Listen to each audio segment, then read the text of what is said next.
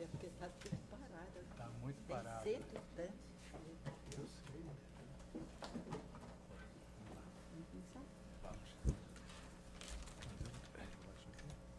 Boa noite a todas e todos. Agradeço, como diretor da Escola da Magistratura, a presença e nesse dia faço esse registro especial para a Escola da Magistratura do Rio de Janeiro, não só de realizar esse seminário, também como realizar esse seminário em comemoração ao livro da nossa desembargadora Áurea Pimentel Pereira, que fará a nossa conferência principal. Como todo mundo há de saber, a desembargadora Áurea deixou o registro no nosso Tribunal de Justiça da sua competência, da sua honestidade, do seu compromisso com a Justiça, e eu tive a honra de, ao ingressar no tribunal, de ainda trabalhar com a desembargadora Áurea Pimentel Pereira na 7ª Câmara Civil, Sua Excelência Presidente da 7ª Câmara, e eu tive a honra e a alegria de tê-la como minha presidente nos primeiros passos que dei na magistratura do 2º grau. Quando entrei, repito, desembargadora Áurea Presidente, e eu tinha a honra de tê-la como minha revisora, né? A honra e a tranquilidade, porque os erros que passavam por mim não passavam, com certeza, pela desembargadora Áurea. Então, por sua independência, pela sua atitude, pela sua presença, pela sua honradez, a desembargadora fez história no nosso tribunal e deixou esse exemplo de competência, de retidão e de conhecimento, e se destacou em diversos segmentos e também, principalmente, como magistrada ligada à área de direito de família, da qual foi juíza de 1º grau durante longo tempo. Nós falaremos hoje sobre um tema muito delicado. É a alegria da escola, e eu devo cumprimentar também, além da desembargadora Áurea, o nosso querido Luiz Paulo, que é professor da casa, uma pessoa que tem contribuído muito para a difusão do nosso conhecimento na área do direito civil. Sem favor algum, um dos profissionais mais competentes que eu conheço na área direito civil. Agradeço muito, doutor Luiz Paulo, a sua presença.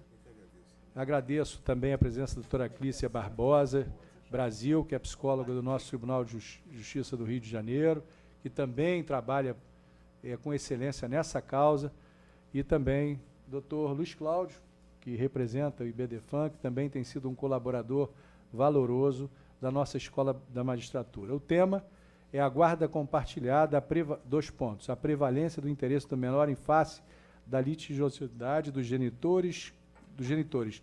Como administrar esse conflito?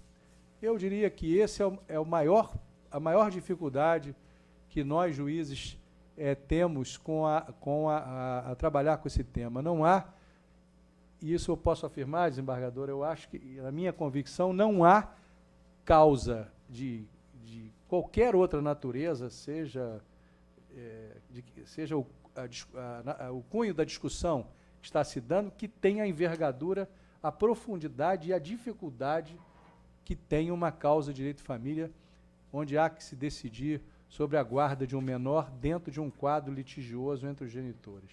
Eu acho que esse é o tipo da questão que nos tira o sono, porque é uma questão em que o juiz se vê dentro dessa problemática, e eu diria que principalmente quem tem a sensibilidade de saber da profundidade dessas questões, a dificuldade, a maior dificuldade que um juiz, na minha modesta visão, enfrenta dentro do exercício da magistratura, é decidir uma questão de guarda quando os pais realmente estão em discussão.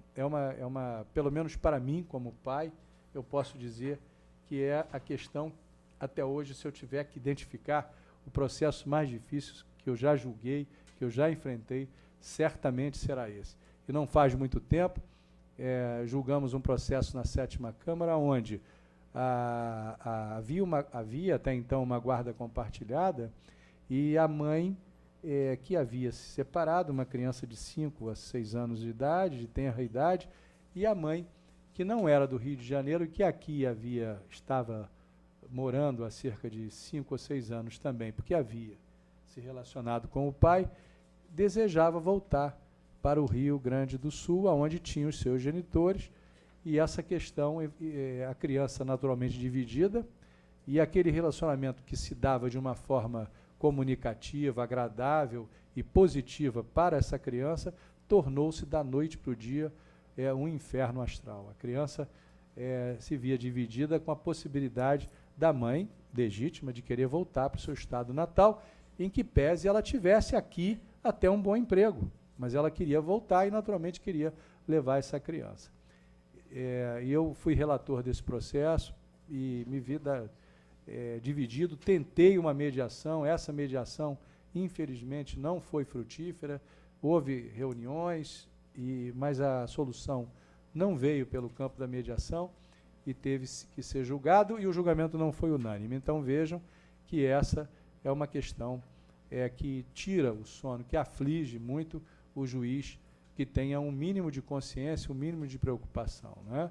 Naturalmente pelas razões que todos conhecem. Então, eu não gostaria de passar a palavra à nossa conferencista principal, desembargadora Aura Pimentel Pereira, dizendo, desembargadora, da alegria da Escola da Magistratura, dizendo da minha alegria pessoal de dirigir a escola nessa oportunidade em que teremos de escutar Vossa Excelência, ouvir Vossa Excelência sobre esse tema que nos aflige tanto, e também, em seguida, de comemorar o lançamento de mais uma obra de Vossa Excelência, que certamente com esse livro contribui e divide toda a sua experiência e todo o seu conhecimento com a comunidade jurídica, de forma que eu tenho a honra, não só a alegria, mas a honra de passar a palavra a Vossa Excelência para a sua conferência sobre o tema da guarda compartilhada dentro dessa litigiosidade dos genitores, que é o grande conflito que envolve esse tipo de decisão. Por favor, a senhora tem a palavra, com muita alegria e muita honra.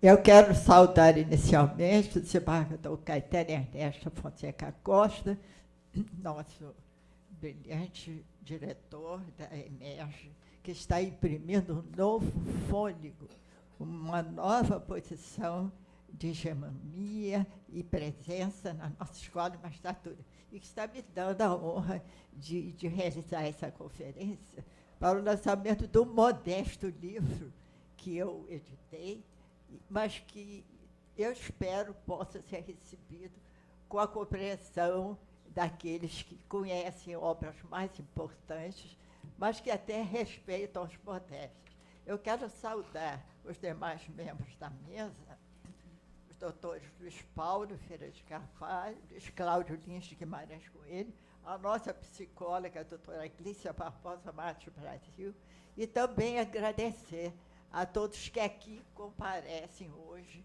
prestigiando essa explanação nossa.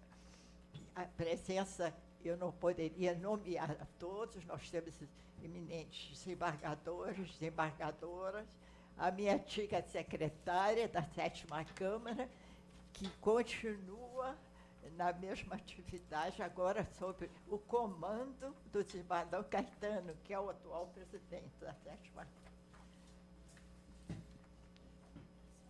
O tema que foi proposto para essa palestra, a guarda compartilhada, a prevalência do interesse do menor em face da litigiosidade dos pais, desafia o exame de questão preliminar da guarda, vista como poder-dever, atributo do poder familiar, e no código, que era no Código de 1916, então existente, denominado pátrio-poder, hoje poder familiar. Sobre a expressão pátrio-poder, lembramos que ela sempre foi objeto de crítica de nossa parte, na mesma linha da que fora feita por Rui Barbosa, em parecer elaborado na Comissão Especial do Senado sobre o projeto do Código Civil Brasileiro, forte a lembrar que, e aí vão as palavras de Rui Barbosa, tanto mais imprópria apareceu aquele doutor jurista a presença da palavra poder associada àquela outra pátria, por ser, evidentemente, sabido que a noção de posse esteve associada à propriedade, apreensão ou gozo de coisas ou direitos, posse de pessoas, dizia Rui Barbosa.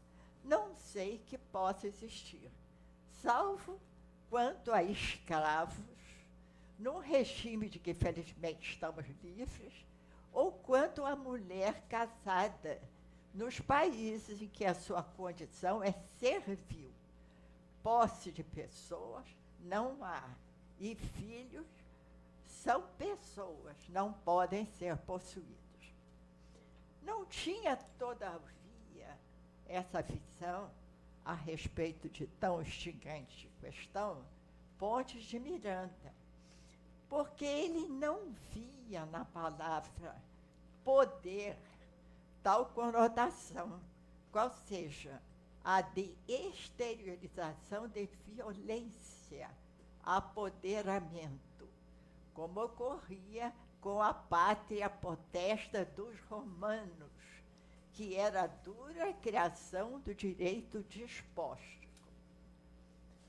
No Código Civil Brasileiro, de 2002, a palavra poder foi mantida para definir o conjunto de direitos e deveres e obrigações dos pais em relação aos filhos, sendo apenas substituída a expressão pátrio poder por poder familiar.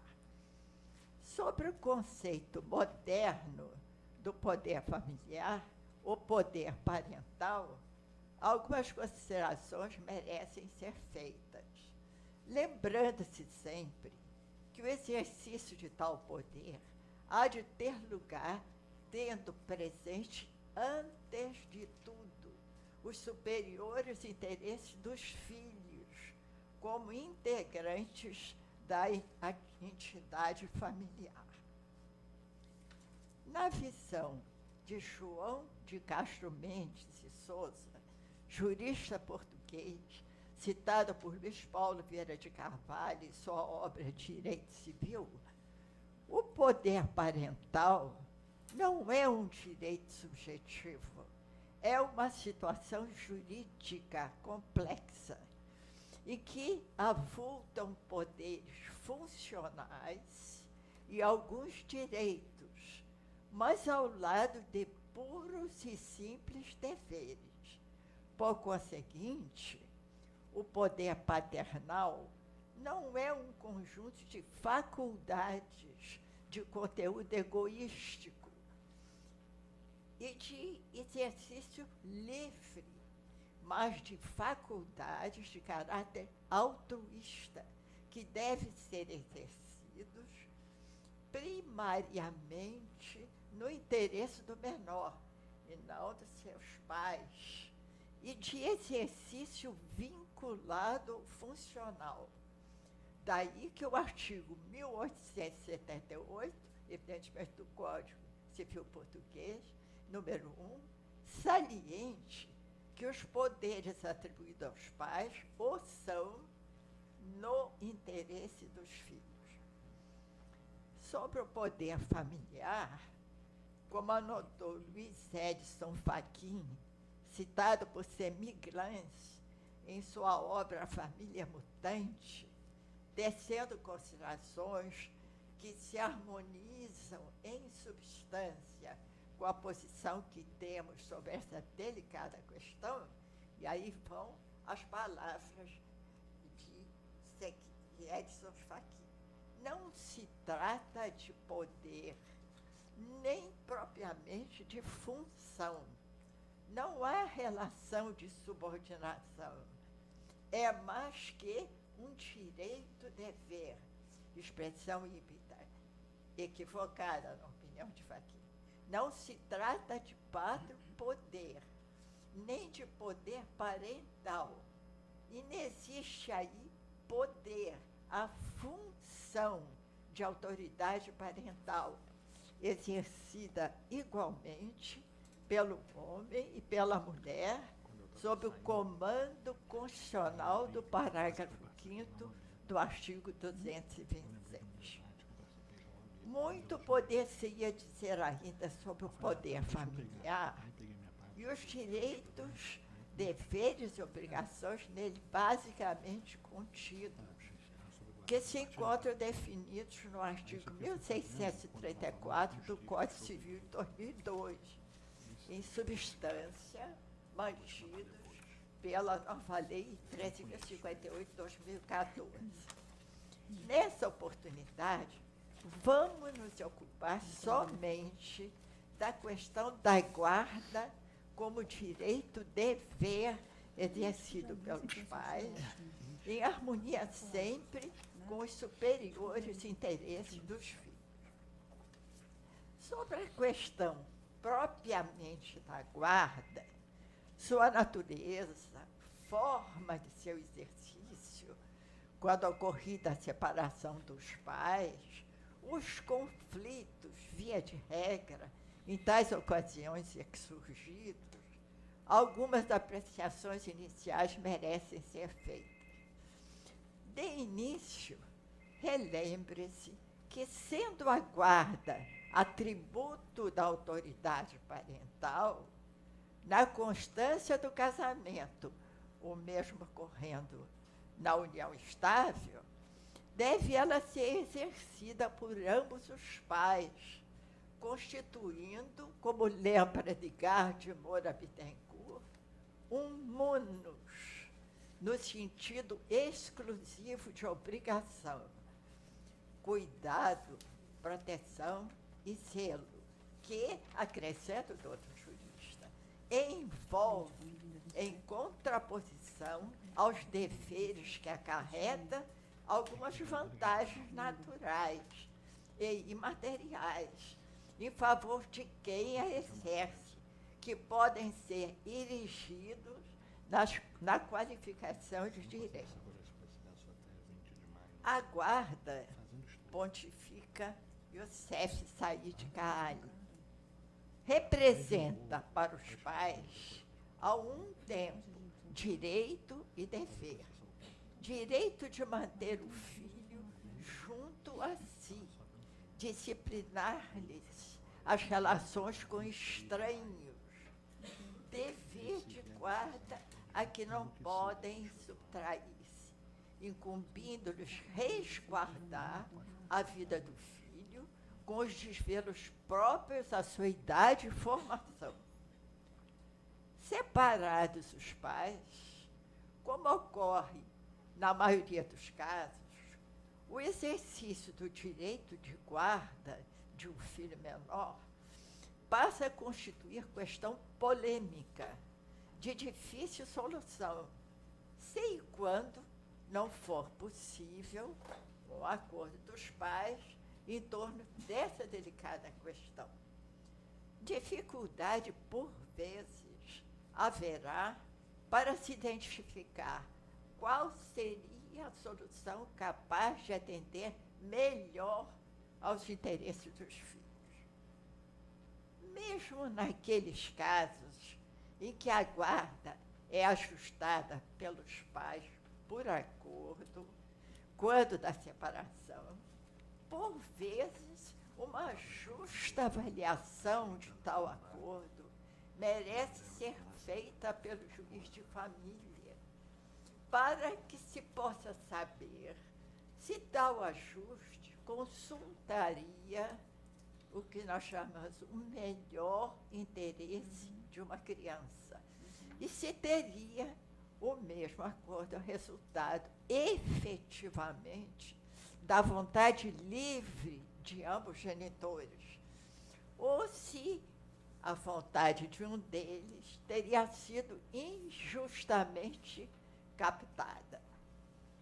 Tal providência investigatória pode ter lugar diante de um acordo sobre uma questão de guarda que pareça especialmente estranho, como, por exemplo, a anuência da genitora com deferimento ao pai da guarda de criança de tenra idade, em período em que ela é ainda carente dos desvelos maternos.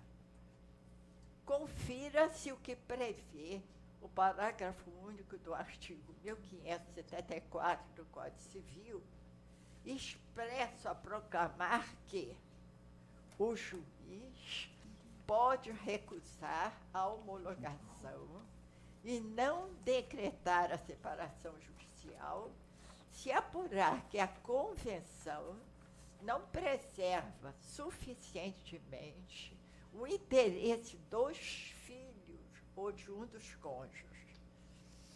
É o poder discricionário que a lei deposita nas mãos do juiz de família, o chamado arbítrio bonus viri, que deve ser sempre exercido a bem dos filhos. Nesse poder discricionário, é certo que está contido também um poder investigatório, que muitas vezes o magistrado tem de realizar para surpreender eventual coação exercida por um dos pais, para obter a concordância do outro a respeito da questão da guarda.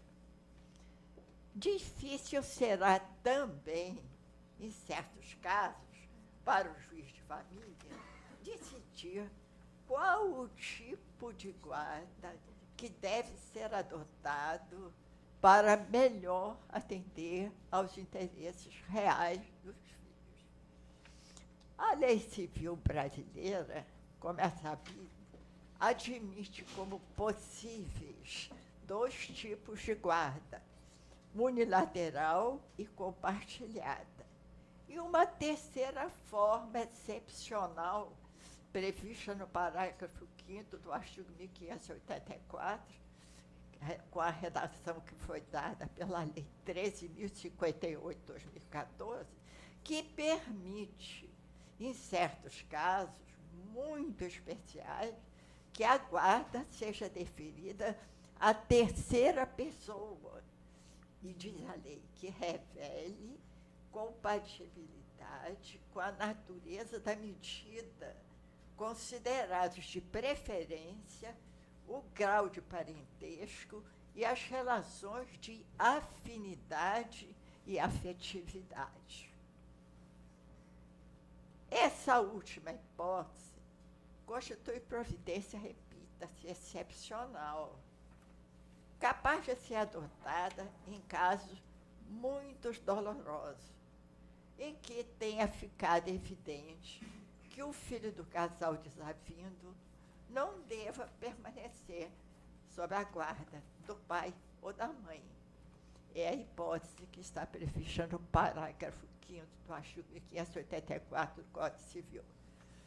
Tal solução, muitas vezes, constitui verdadeiro desafio para o juiz de família, podendo a solução ser buscada, por exemplo, com a escolha de um dos avós, ou de padrinho ou madrinha para o exercício da guarda. As leis 11.698 de 2008 e 13.058 de 2014 foram editadas dando maior realce como solução para a questão da guarda de filho menor, de pai separado, a forma compartilhada, mantendo, todavia, como incidente para aplicação, a forma unilateral da guarda. Na obra Guarda de Filho Menor, que hoje estamos lançando, deixamos consignado o nosso entendimento no sentido de que a forma compartilhada da guarda de indiscutível excelência só constituirá a solução adequada, capaz de atender aos interesses dos filhos, quando houver harmonia dos pais para o seu exercício. Se for essa situação, pais compartilhando a guarda em harmonia, sem confrontos, beligerância, disputas e azedumes, o compartilhamento da guarda será a solução ideal, na medida em que guardará simetria com os princípios íncitos na Convenção Internacional sobre os Direitos da Criança, editada em 1989, da qual o Brasil é signatário, e, dentre nós, com a norma expressa da Constituição brasileira, artigo 227, ambos assecuratórios aos filhos do direito à chamada convivência familiar. Sobre a guarda compartilhada, tema mais específico dessa palestra, empenho inicialmente realçar o que de mais importante nela se contém, em caso a similitude dos direitos e deveres dos pais em relação aos filhos, em convergência com o direito que eles têm à convivência familiar. Como é sabido, a lei anterior, 11.698/2008, que deu nova redação aos artigos 1583, 1584 e 1634 do Código Civil, foi o primeiro diploma legal que expressamente dispôs sobre a figura legal da guarda compartilhada, deixando explícito que, em tal tipo de guarda, o pai ou a mãe com o qual o filho não estiver residindo tem direito a períodos de convivência e não somente de visitas em relação àquele filho, dando ênfase, ademais, à similitude de direitos e deveres entre os pais existentes. Nas críticas que fizemos em nossa obra à adoção do tipo compartilhado de guarda quando houver desarmonia e litigiosidade dos pais, lembramos quão inadequado aos interesses dos filhos será tal tipo de guarda e, portanto, sua absoluta inadequação quando dominante tal situação.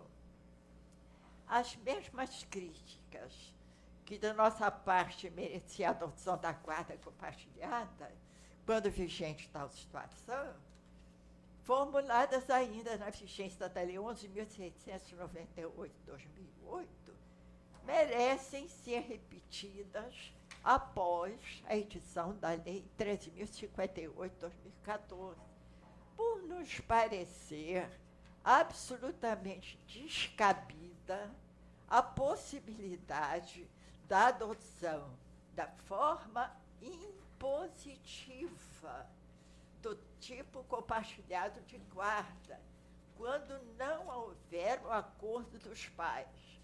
É só conferir a redação que está no parágrafo 2º do artigo 1584 do Código Civil, com essa redação da última lei, 13.058/2014, que se tem a certeza de que foi assegurado ao juiz, quando não houver acordo, decidir de forma impositiva por esse tipo de guarda compartilhada. Sobre essa instigante questão, a aplicação da forma compartilhada de guarda, mesmo quando não houver acordo dos pais, é certo que a jurisprudência dos tribunais em nosso país não se encontra ainda pacificada. Em nossa obra, tivemos a oportunidade de trazer à colação entendimentos discordantes sobre a matéria, alinhados com o nosso entendimento, no sentido da inadequação da guarda compartilhada de filhos menores, quando houver disputas, desentendimentos sérios, franca desarmonia dos pais, tivemos a oportunidade de trazer acordos dos tribunais de justiça do Estado do Rio de Janeiro, do Rio Grande do Sul e de Minas Gerais. Reconhecemos a existência de respeitáveis opiniões em sentido contrário, como é o caso da expressada pela ministra Nancy Andrighi, do Superior Tribunal de Justiça, forte a proclamar que o tipo compartilhado de guarda seria o ideal a ser buscado para implementação, mesmo não havendo consenso dos pais, porque a sua implementação, aí vão as palavras da ministra Nancy Andrighi, quebra a monoparentalidade na criação dos filhos, fato corriqueiro na guarda unilateral, que é substituído pela implementação de condições propícias à continuidade da existência de fontes bifrontais do exercício do poder familiar. Sobre essa delicada questão, todavia, com a máxima vênia da opinião expressada na última decisão citada, ousamos manter o entendimento que temos sobre a matéria, que já manifestamos anteriormente, para reconhecer que todo qualquer esforço que se possa propor para a manutenção da existência das chamadas fontes bifrontais do exercício do poder familiar terá tudo para não dar certo quando existir entre os pais quisílias, ânimos acirrados, relacionamentos conflituosos, posições inconciliáveis e inconsequentes. E, nesse caso, as maiores vítimas desse tipo de solução de guarda serão os filhos. É o que eu podia dizer em síntese, em resumo, para permitir que as outras opiniões sejam exteriorizadas. Muito obrigada pelo tempo.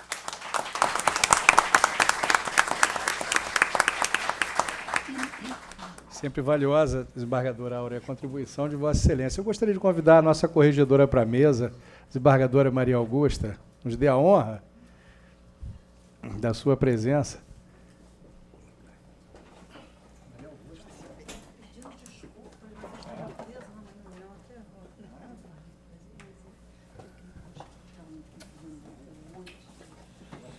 É muito auxiliar, Todo espalhado.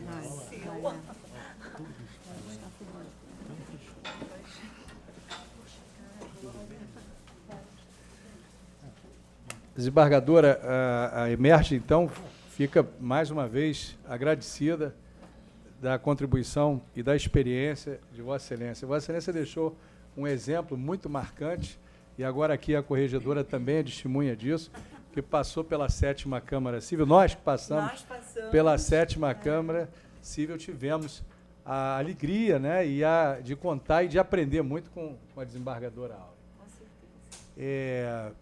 Eu gostaria de passar a palavra ao nosso conferencista, doutor Luiz Paulo, que também é até nosso defensor, titular da 7ª Câmara, e admirável civilista, tem uma bagagem, uma experiência, é professor da casa, e eu sou testemunha também que os cursos que são ministrados pelo Dr. Luiz Paulo, eu tenho que dirimir um conflito muito sério, porque tem uma fila de espera enorme e brigam por uma vaga, e eu só estou esperando o dia que essa briga seja judicializada e que tenha que cumprir alguma liminar, porque ela é muito acirrada.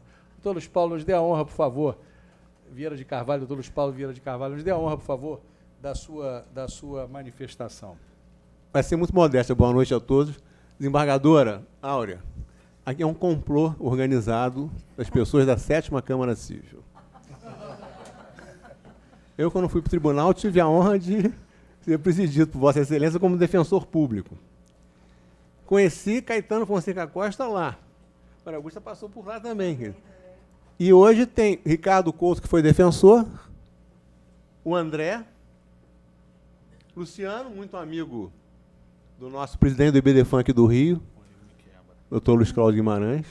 Em suma, então é uma rasgação de seda, Luiz Paulo, que eu não mereço nada. Quem merece é a desembargadora Áurea, que o desembargador Fabião está aqui, o André, pessoas maravilhosas, entendeu? E todos homenageando a desembargadora. Eu acho este sistema muito interessante sobre guarda e guarda compartilhada, porque a grande problemática do advogado é exatamente a questão que vai prevalecer. Porque no sistema anterior, eu me lembro quando vocês não eram nascidos ainda, tempo da minha mãe, né? O homem chefe da sociedade conjugal, a mulher do lar, mera colaboradora dos encargos da família. O que se conhecia era a guarda unilateral. Havia a separação de esquite. Eu me lembro que lá no Colégio Zacarias, colégio de padre, quando eu dizia que minha mãe era desquitada, que criança não tem esse negócio, não tem papo na língua. Mamãe falou que a sua mãe é isso e aquilo porque ela é desquitada. Eu chegava em casa chorando. Mamãe, falaram mal de você, etc. Mas o papel era separado. O homem se separava, na época não havia divórcio, e os filhos menores sempre ficavam com a mãe. Com essa evolução toda estampada na Constituição, teve que haver uma mudança de paradigma. E o Código Civil de 2002 não acompanhou isso muito.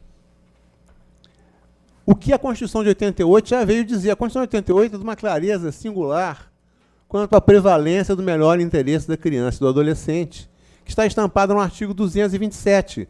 Inclusive, aqui está o famoso direito à convivência. Quando o legislador diz: é dever da família, da sociedade e do Estado assegurar à criança, ao adolescente e ao jovem, com absoluta prioridade, o direito à vida, à saúde, à alimentação, à educação, ao lazer, à cultura, à dignidade, ao respeito à liberdade e à convivência familiar. Convivência familiar é dever de afeto, que, a meu ver, é dever, sim, é uma imposição da Constituição, a família e os próprios pais. E nessa busca, eu posso dizer para vocês que eu sofri muito isso na minha infância. Hoje se fala também em guarda compartilhada, e se fala muito na legislação sobre alienação parental. E sobre os estudos de psicologia sobre esse assunto, existe o alienador ingênuo. Inclusive, os americanos que afirmam isso dizem que todos nós somos alienadores ingênuos. Quer dizer, como há um rompimento, você sempre, por mais que você goste do seu filho, por mais que você tenha boas lembranças do ex, você dá sempre aquela alfinetada. Seu pai ganha muito mais do que eu, pede para ele comprar o tênis para você. Então ainda está numa alienação ingênua, naif, como dizem os americanos. Aí tem uma segunda categoria, o alienador ativo, que já tem uma certa consciência do que está fazendo, procurando bloquear aquele relacionamento que é indispensável do filho em relação aos pais. E tem o pior ainda, o doutor André conhece muito bem, é o alienador obsessivo. Esse procura mesmo afastar inteiramente o filho daquele convívio, principalmente quando a pessoa passa a viver uma nova união. E isso já existe há muitos e muitos anos, quando ninguém era nascido aqui. Eu me lembro que minha querida mãe, que era uma mulher linda, maravilhosa, se separou judicialmente, não havia divórcio, e ela sempre dizia: seu pai, quando o papai arranjou uma outra, ela se separou, começou a namorar outra pessoa. No dia que meu querido pai arranjou a segunda, começou. Seu pai é isso, vê a mulher que ele arranjou e a gente todo mundo olhando para ela. Meu pai arranjou isso, seu pai não... Aí ele não chega na hora, vai chegar 2 horas atrasado. Isso, quando eu era pequeno, tinha uns 10 anos de idade, há muitos e muitos anos, isso já era o que se conhece, começou a se conhecer, o Richard Gardner, como síndrome da alienação parental.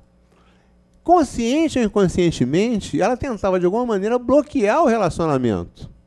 Quer dizer, além da guarda ser uma questão, qual é o melhor tipo de guarda a ser adotado, com o avanço da legislação, o Código Civil, com as alterações da lei que a desembargadora Áurea falou, pode surgir e surge uma alienação parental. Agora, a desembargadora Áurea tocou num assunto importantíssimo.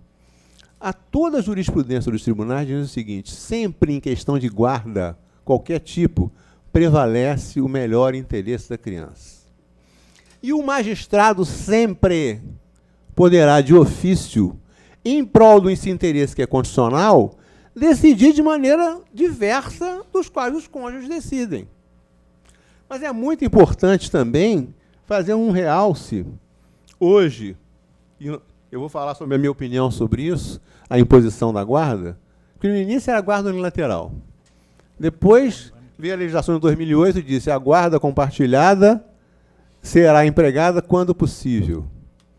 Agora, o que se diz, na realidade, pela lei, a lei de 2014, 13.058, é que, parágrafo 2º, artigo 1584 do Código Civil, alterado por essa lei, quando não houver acordo entre mãe e o pai quanto à guarda do filho, encontrando-se ambos genitores aptos a exercer o poder familiar, será aplicada a guarda compartilhada, salvo se um dos genitores declarar ao magistrado que não deseja a guarda do menor.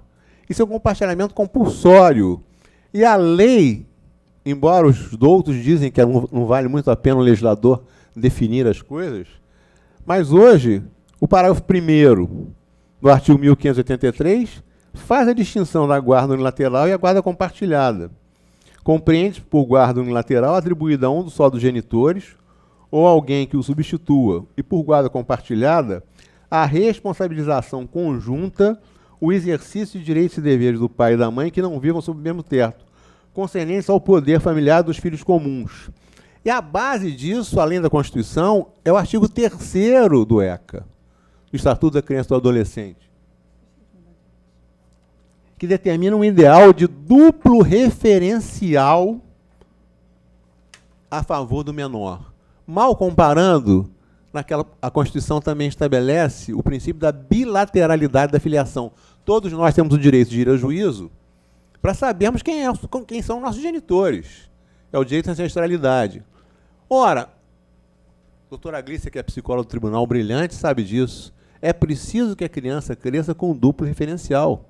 Às vezes não é possível. Às vezes, simplesmente, na defensoria, então, é o que mais tem, né? São registros de nascimento só em nome da mãe, porque o pai sumiu. Me lembro umas histórias que eu não posso nem contar aqui, do baile funk. Quem é o pai? Para nós entrarmos com ação de investigação de paternidade. Assistida da defensoria, não sei, tinha o baile funk, a gente não sabe direito o que acontece, etc, etc. Mas o referencial para o desenvolvimento é sempre os dois. E aí vem a questão, a lei, será que ela está impondo? A lei infraconstitucional prefere, e para alguns ela impõe a guarda compartilhada. Mas isso é o melhor para a criança? Qual é a solução para isso? A desembargadora Áurea já deu a solução. O que vai prevalecer? Lembre-se do ninguém é obrigado a fazer ou deixar de fazer alguma coisa, senão é virtude de lei. Cláusula pétrea. Segundo, nenhuma lesão de direito individual, cláusula pétrea, deverá deixar de ser apreciada pelo Poder Judiciário. Quem é que vai dirimir esse conflito? O Poder Judiciário. O que é melhor no caso concreto? Mesmo que a lei diga, o Código Civil diga, que o que interessa aqui é uma imposição da guarda, o magistrado, a meu ver, tem que verificar no caso concreto se aquilo atende, se aquela imposição da guarda compartilhada atende os melhores interesses da criança. E ainda há uma questão da guarda compartilhada alternada. Que eu queria até que o Luiz Paulo tenha uma opinião sobre isso, tem uma opinião diferente. Aquela guarda que é compartilhada, a responsabilização é conjunta, todos devem participar saudavelmente da criação. Mas, de repente, se faz o seguinte, olha, é uma semana com um, uma semana com o outro. Pelo que eu já li, também gostaria que a Gleice opinasse sobre isso. A Gleice tem que ter um centro de referência, mas eu acho que a opinião da Gleice e do Luiz Cláudio é que, por vezes, dá certo. Então, cada caso é um caso. Mas aí vocês poderiam perguntar, você, André Juiz, tem que decidir uma questão. Ele percebe que a escolha não foi a melhor. Ele vai impor a guarda compartilhada quando não está havendo acordo, quando está havendo litígio, ou ele vai se valer de uma equipe multidisciplinar?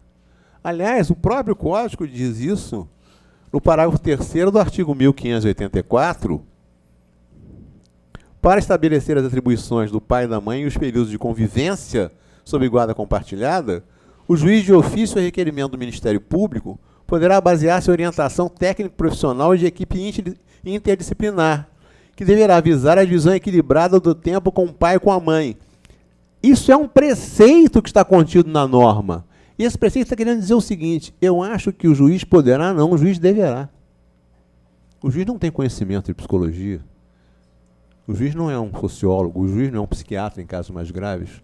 O juiz não pode aferir se dentro daquele contexto alguém alega alienação parental, ou se alguém alega, o que Gleice estava me dizendo, para afastar o filho realmente, às vezes com dolo e às vezes absolutamente convencida disso, que houve abuso sexual, o que vira a vida da pessoa. Gleice estava me dizendo que parece que 80% dos casos em que se alega abuso sexual para se evitar o convívio do pai são falsos, não é isso? Em várias famílias da capital. Quer dizer, eu acho que nós temos que pensar como pessoas que gostam do direito, primeiro, o princípio fundamental que está na Constituição. Segundo, nem sempre o compartilhamento é o melhor. Quanto ao litígio, terceiro, como é que você vai saber se aquele compartilhamento é melhor ou não? Ouvindo os interessados, escutando a equipe multidisciplinar. Não é, meu grande amigo? O homem que é médico, etc., entende desse assunto. Né? Então, nessa melhor interesse, uma diretriz que a lei dá, meio moderna, e a opinião da equipe interdisciplinar, e, a meu ver, é que o magistrado deve se decidir com base nisso. Ele não é um técnico. Agora, a desembargadora Áurea Pimentel fez uma referência à ministra Nancy Andrighi, e sobre isso, o acordo que ela se referia é o recurso especial 1.428.596, em que na ementa se diz o seguinte: esse acórdão é de 2014.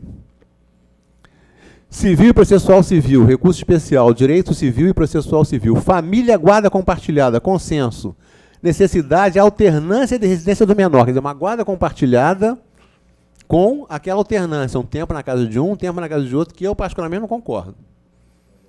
Mas se eu fosse o magistrado, diria para a Gleice decidir o que é melhor para a criança. A guarda compartilhada é o ideal a ser buscado no exercício do poder familiar entre pais separados, mesmo que demandem deles reestruturações, concessões e adequações diversas, para que os filhos possam usufruir durante a formação do ideal psicológico do duplo referencial. Até aí todos nós concordamos. A imposição judicial das atribuições de cada um dos pais, o período de convivência da criança sob guarda compartilhada, quando não houver consenso, é medida extrema. Então, a ministra Nancy Andrighi reconhece que é medida extrema, quando não há consenso no casal. Mas ela diz o seguinte: porém necessária a implementação dessa nova visão para que não se faça do texto legal letra morta. A guarda compartilhada deve ser tida como regra e a custódia física conjunta, sempre que possível, com sua efetiva expressão. Eu confesso que eu concordo, eu tendo a concordar mais com a senhora do que com a minha querida ministra Nancy Andrighi. Porque, e isso se eu fosse juiz, me valia da Gleice. Entendeu? E da experiência do Dr. Luiz Cláudio. Eu sou consultor do escritório dele. Eu digo para eles, eu sou um senhor de idade. Então, eu só faço pareceres e oriento. Vocês vão para fora decidir essas brigas sobre família, sucessões, etc, etc. Eu acho muito difícil. Eu me lembro a experiência de defensoria. Eu tenho 34 anos de defensoria, fui defensor geral, e já vi coisas em audiência inacreditáveis. Por exemplo, o juiz só não quer fazer um acordo com ela sobre a guarda. Aí já vi o sujeito e a mulher falando assim: eu não, porque eu odeio essa mulher. Uma vez uma senhora se levantou e disse assim, eu quero que ele morra da pior maneira possível, no meio da audiência. Quer dizer, como é que num ambiente desse, as pessoas podem compartilhar responsabilidades? Então, a imposição, ao meu ver, é um norte, mas o que deve prevalecer é o melhor interesse, que a equipe multidisciplinar vai dizer. Eu acho que essa é a maneira de resolver o conflito. Tive dando uma olhadinha na jurisprudência. Uma coisa interessante, que a... ia chamando a senhora de ministra, porque no nosso coração a senhora é ministra. Uma coisa interessante que foi dito pela desembargadora Laura Pimentel, está num acordo do Tribunal de Minas recente, fala-se de guarda compartilhada, impossibilidade de manutenção, melhor interesse do menor. Olha só, melhor interesse do menor afastando uma guarda compartilhada com a lei da preferência. E ninguém tinha discutido esse assunto. E o tribunal diz assim, não há de se falar em decisão extrapetita quando se discute a guarda de menor, porque o que prevalece é o interesse deste. É muito importante que os advogados saibam disso. Vocês acordaram isso? Isso não é definitivo. O juiz ouvindo a equipe multidisciplinar pode decidir de maneira diferente. O poder familiar é um poder-dever que é exercido em função dos filhos, não em relação à satisfação dos pais. As pessoas precisam entender isso. Agora, aqui no tribunal, eu não queria ouvir a Gleice falando, eu fiz uma pesquisa, inclusive sobre esse ano, e vejo que o assunto